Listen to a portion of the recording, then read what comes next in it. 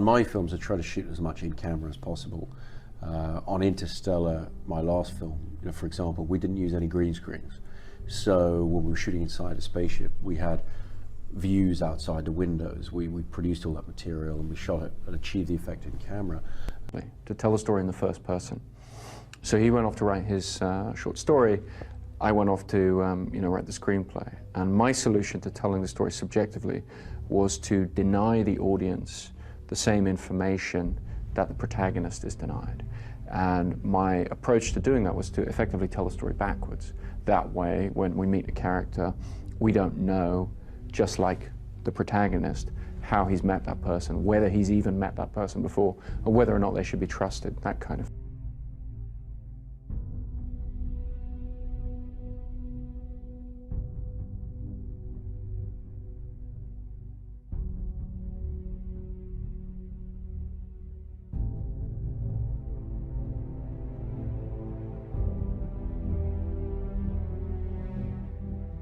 Executives were keen on the idea, and he told them he would come back in a few months with the script.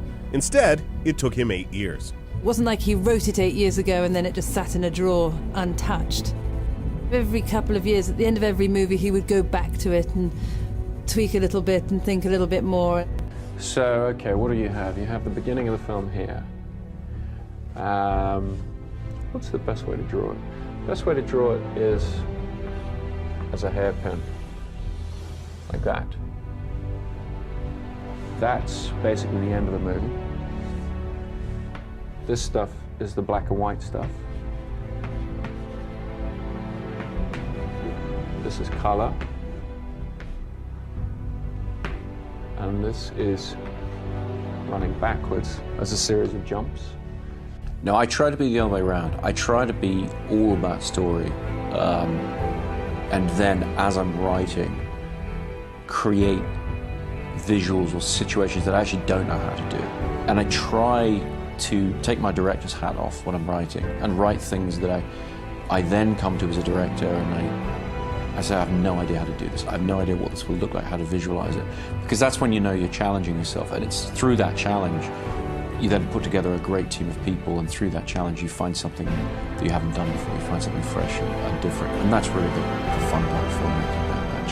With the black and white, with the color, meeting in the last reel, the end of the film being sort of there-ish, after it turns into color and kind of leads us into the beginning of that preceding scene. Went through the process of deal making and saying, I think the whole world turned around. So what do you do? Heath Ledger joke, it didn't make any sense to people. I never went to film school, I never studied filmmaking. I started making films when I was a kid.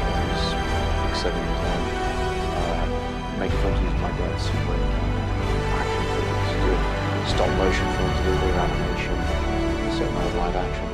And I just carried on making films as I grew up. And over the years they've got bigger, hopefully better, but more elaborate. And there never really was a period of my life that stopped me.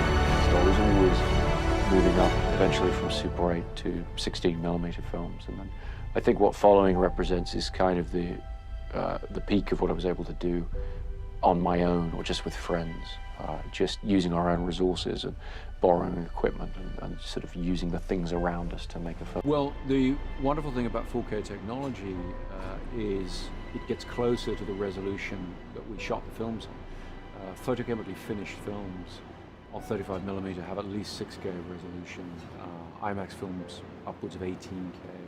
And so as home video formats keep evolving, 4K, particularly 4K with HDR, it allows us to give somebody in the home an experience that's much, much closer to what it was like to see the original film prints as projected on film.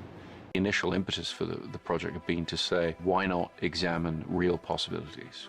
Why not actually look at the real science there? Tonight, scene here, scene there, scene there, scene there, scene there, scene there, and they meet towards the end of the film.